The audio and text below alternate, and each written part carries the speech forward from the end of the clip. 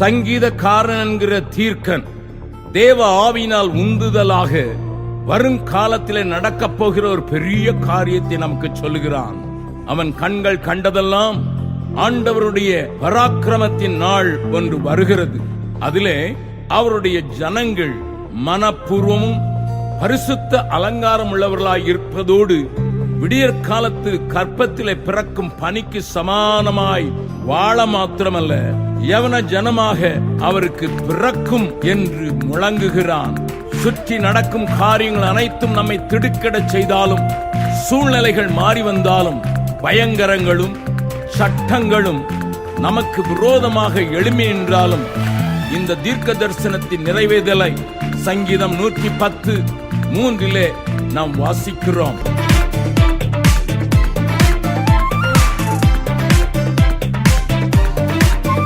தேவசேனை ஒன்று எழும்புகிறதே, உந்தன் சேவைக்கென்று கிளம்புகிறதே. தேவசேனை ஒன்று எழும்புகிறதே, உந்தன் சேவைக்கென்று கிளம்புகிறதே. பரக்கிரம நாட்கள் இதுவே, யவன ஜனம் வெளிப்படுதே. பரக்கிரம நாட்கள் இதுவே, யவன ஜனம் வெளிப்படுதே. தேவசேனை ஒன்று எழும்புகிறதே, உந்தன் சேவைக்கென்று கிளம்புகிறதே. தோமா, நீ இந்திய தேசத்திற்கு செல்ல வேண்டும். எனது பராக்கிரமத்தின் நாளிலே என்னுடைய ஜனங்கள் மனப்பூர்வமும் பரிசுத்த அலங்காரமும் உள்ளவர்களாயிருப்பார்கள். விடியற் காலத்து கற்பத்தில் பிறக்கும் பனிக்கு சமானமாய் என்னுடைய யவன ஜனம் இந்திய தேசத்திலிருந்தே பிறக்க வேண்டும். அதற்கு நீ என்னுடைய ஸ்தானாபதியாய் இந்தியாவிற்கு செல்ல வேண்டும். இந்தியாவா? வித்தியாசமான கலாச்சாரம், புது வாழ்க்கை முறை, வெவ்வேறு மொழிகள். அது மட்டும் இல்லாமல் என் குடும்பத்தெலாம் வேறு விட்டுட்டு போகணுமே ஆண்டவரே. வேணாம் ஆண்டவரே, நானும் மற்ற அப்போஸ்தலர்களை போல எருசலேமை சுற்றியே ஊழியம் செஞ்சுக்கிறேனே.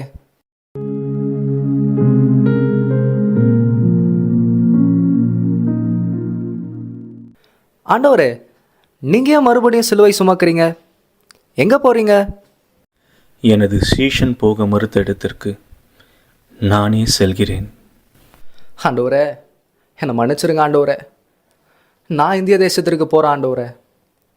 நான் என்னுடைய வாழ்க்கையை தரேன், நான் என்னுடைய ஜீவனை தரேன். கூடுமானால் இந்தியாவுக்கு இரத்த சாட்சியாக மரிப்பதற்கு நான் முற்றிலுமாக அர்ப்பணிக்கிறேன் ஆண்டவரே. நீர் சிலுவையில் சிந்தின அந்த கடைசி சொட்டு ரத்தம் வீணாக நான் ஒரு நாளும் விட மாட்டேன் ஆண்டவரே. இந்தியாவின் எழுப்புதலுக்காக நான் என்ன தருகிறேன் ஆண்டவரே. என்னை அனுப்பும் ஆண்டவரே. சிலுவை நாதரின் ரத்தம் வீணாகிவிடக் கூடாதே. சிந்திய பரிசுத்த ரத்தம் போதுமே மீட்டிடவே. சிலுவை நாதரின் ரத்தம் வீணாகிவிடக் கூடாதே. சிந்திய பரிசுத்த ரத்தம் போதுமே மீட்டிடவே. சிதறி நிற்கும் மாந்தரையும் மீட்டிடவே, இணைத்திடவே சேனைய எழும்ப போதிடுமே. தேவசேனை ஒன்று எழும்புகிறதே, உந்தன் சேவைக்கென்று கிளம்புகிறதே. தேவசேனை ஒன்று எழும்புகிறதே, உந்தன் சேவைக்கென்று கிளம்புகிறதே. ஏ ஐடா, நீயும் எப்படியும் உங்க டேடி மாதிரி ஒரு மிஷனரியா தான் இந்தியாவுக்கு போக போற. இந்தியாவா? எங்கே பார்த்தாலும் க்ரௌடாக இருக்கும், ஒரே ஹாட்டாக இருக்கும். சிவிலைஸ் பீப்புளால் எங்கே வாழ முடியுமா? நல்ல பிஸ்னஸ் மேனை பார்த்தோமா, மேரேஜ் பண்ணோமா, ஜம்முன்னு இருந்தோமா. அதை விட்டுட்டு இந்த மிஷனரி இந்தியா வெக்கேஷனுக்கு போய் எங்கள் அப்பாவை பார்த்துப்பேன்டி.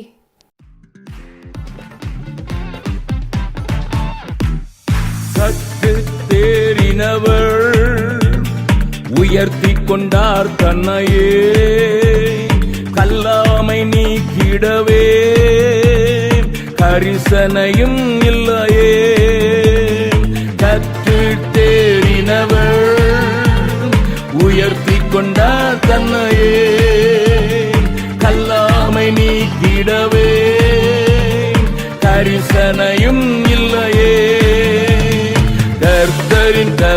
கொடுமையாம் சங்காரமும் அறியாமலும் புரியாமலும் காட்டிலும் நாட்டிலும் தடுத்திடுதே.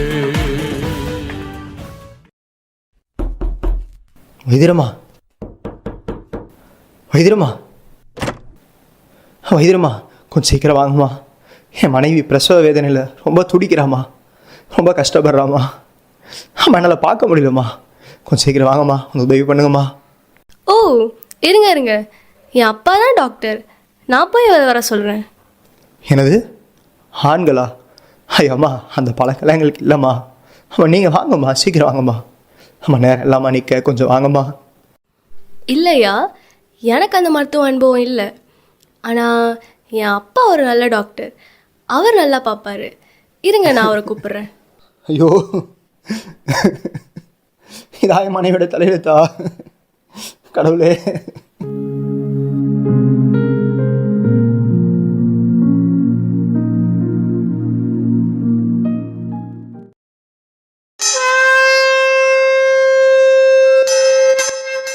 அக்கா, அக்கா, அங்க என்ன சத்தம்?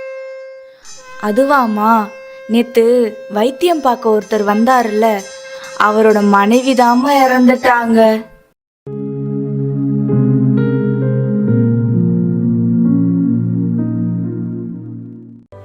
எசப்பா, என்ன இந்த இந்திய ஜனங்க இப்படி இருக்காங்களே, அவேர்னஸ்ஸே இல்லாமல் இப்படி கஷ்டப்பட்டுட்டு இருக்காங்களே. இவங்கெல்லாம் அப்படி இருக்கும் போது நான் மட்டும் எப்படி எசப்பா கம்ஃபர்டபுளாக இருக்க முடியும்? நான் பண்ண தப்பை உணர்ந்துட்டேன்ப்பா, என்னை மன்னிச்சிருங்க.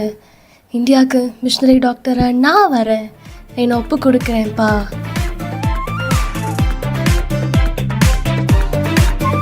தேவசேனை ஒன்று எழும்புகிறதே, உந்தன் சேவைக்கென்று கிளம்புகிறதே. தேவசேனை ஒன்று எழும்புகிறதே, உந்தன் சேவைக்கென்று கிளம்புகிறதே. பரக்கிரம நாட்கள் இதுவே, யவன ஜனம் வெளிப்படுதே. பரக்கிரம நாட்கள் இதுவே, யவன ஜனம் வெளிப்படுதே. தேவசேனை ஒன்று எழும்புகிறதே, உந்தன் சேவைக்கென்று கிளம்புகிறதே.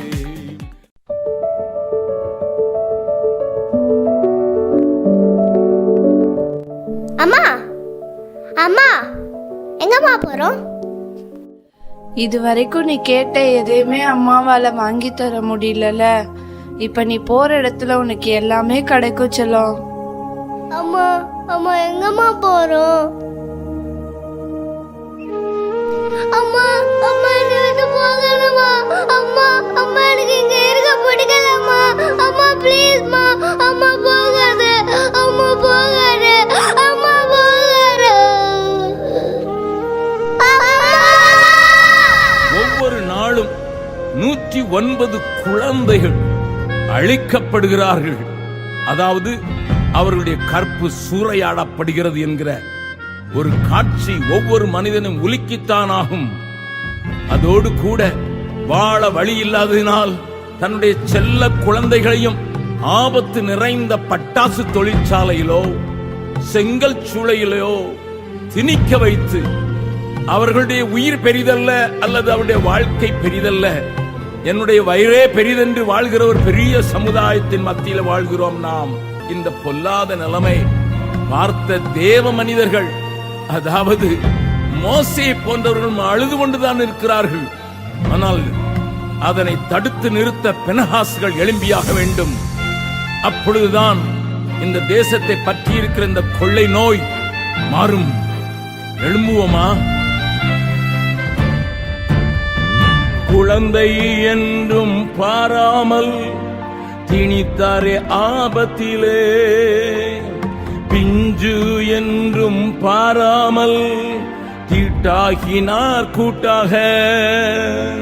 குழந்தை என்றும் பாராமல் திணித்தாரே ஆபத்திலே, பிஞ்சு என்றும் பாராமல் தீட்டாக்கினார் கூட்டாக. குழம்பி நிற்கும் சமூகத்தையும் தூக்கிடவே விடுவிக்கவே முழங்காலில் நிற்க பலன் தாருமே. தேவசேனை ஒன்று காப்பாத்துங்க, ஐயோ யாராவது காப்பாத்துங்க, காப்பாத்துங்க. என்னடா ஆச்சு? ஆ, ஏன் இப்படி ஓடி வர? ஓடுது பேர். நில்றி. என்ன தைரியம் அதுக்கு? இதுக்கெல்லாம் நான் சோத்தை போட்டு வளர்த்தேன், ஆனால் என்கிட்டயே என்ன ஆட்டம் கட்டுது பார்த்தியா? ஓஹோ, நீதானா? வெளிநாட்டிலேருந்து வந்துட்டு எங்கள் ஊரை திருத்துறேன், நாடை திருத்துறேன்னு ஏமாத்திட்டு இருக்க. எங்கள் விஷயத்துலலாம் நீ தலையிடாத, உன் வேலையை மட்டும் பார்த்துட்டு போ. அதானே, விட்ரி அவளை.